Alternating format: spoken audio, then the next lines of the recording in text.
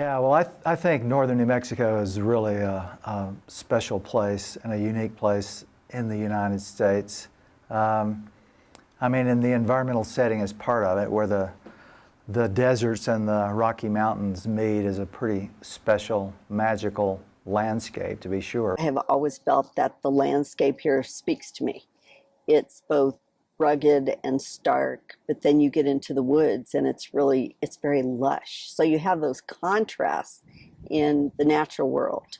But then the other piece of it is that there's a very strong sense of place in New Mexico that I think is specifically tied to the cultural identity and character, the mix of the natural and the cultural resources that have just always appealed to me.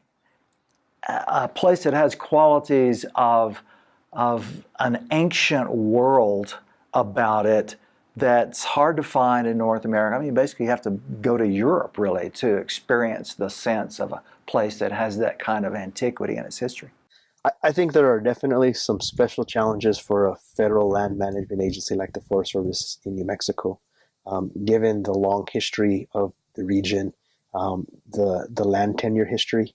You're not talking about an area that has been, where the Forest Service came in and there was no uses or there was no relation to the land, and so we have, thousands of years of historical use of these lands, and it's not just historical, but it's still continued today. This is an ancient homeland for Pueblo people, and for the last 400 years, obviously, for the Spanish who came here in the early 1600s.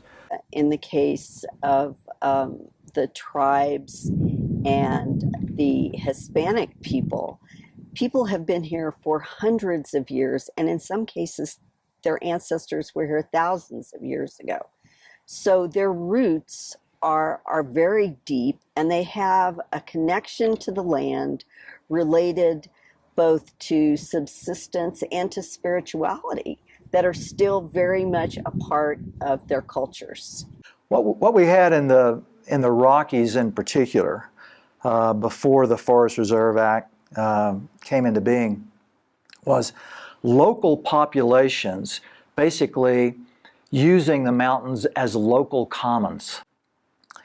The Spanish government, and later in its relatively brief time, the Mexican government, had awarded land grants to groups of locals who had petitioned for possibility to settle a stream, say, in a mountain valley. And those land grants, especially the communal land grants, the ones that were given to communities as opposed to individuals, they commonly granted them access to the mountains, what were called ejidos. And these land grant ejidos in the high mountains were places where the local population could graze their livestock, could cut firewood, could hunt, could divert mountain streams. They basically set up the mountains under a restricted regulatory use that, however, was only applicable to the local population. I mean, they didn't really anticipate that, in New Mexico's case, herders from Texas were going to be driving herds of cattle and sheep into the southern Rocky Mountains, into the Sangres. They didn't anticipate that railroads would let out contracts for tie and timber companies to cut trees in these mountain ejidos.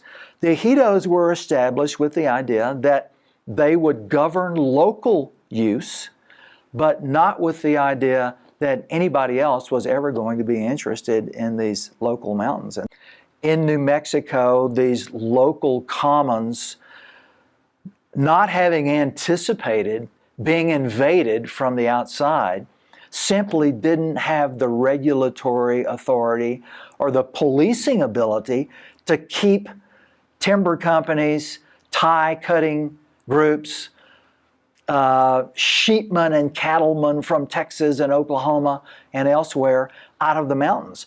Forest Reserve Act creates a national forest system ultimately that is a national commons where everyone in the United States ends up being a shareholder in the national forest that exists in a place like the Rockies.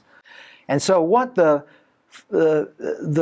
management plan for the national forest evolved into was this strategy where we're going to designate what the uses of these forests are at present and will be in the future, and we're going to have to regulate it. We're going to have to create a system whereby these forests are managed for the public, for the people of the United States, in order to create, as Gifford Pinchot so famously said, the greatest good for the greatest number over the longest time.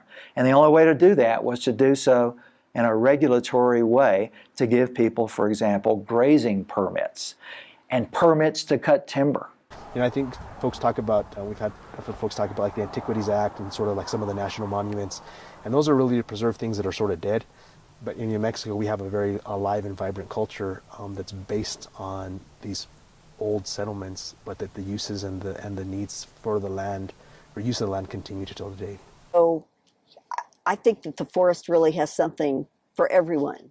For some people, they want to be out with their families and with their friends. And in other cases, people are looking for solitude. I think more and more people are going to keep coming to this part of the country, and particularly to be using the national forests. We still have a lot of open space in the state that is under federal management, which means it belongs to the American public. And so I think there's a draw to this part of the country for many people. And I think local people will continue to use the land as they always have. So in terms of management, we have recreation, we have heritage, we have wilderness, we have economic opportunity. We have a little bit of something for everyone. And in some cases, it does cause, or there's the potential to cause conflict if, for example, a mountain biker, a hiker, and somebody on horseback all want to use the same trail at the same time. But by the same token, I think part of our job is facilitating the dialogue between the different users. I don't know of any other region in the United States that faces that same kind of complexity, where you're dealing with populations that have a connection in past and current of use for those lands. My hope or vision for what the forest would look like in 15 to 20 years is that they would be healthy and vibrant ecosystems and healthy watersheds that are still a source of sustainability for our communities. I think it is important that we continue to have youth involved and get a better connection and understanding to just how important those watersheds and the forests are to our communities. We live in an increasingly urban society where people think they get their food from a grocery store, they think they get their water from a tap, and they think they get their heat from these vents that are in their walls. Not understanding, where those things come from, where they get their water from. Well, from these mountains, for instance, where do they get their sustenance from? Well, it's from some natural system or something out there, and we've divorced them from that, or people have been divorced from that. I think it's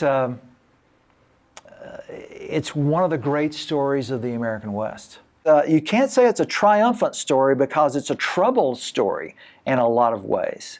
But I think we're wiser now than we ever have been before. And I look forward to the next century of the National Forest story in New Mexico being one where we're finally able to resolve some of our conflicts with the long-standing inhabitants of the place, so that everybody is really proud of the land of many uses.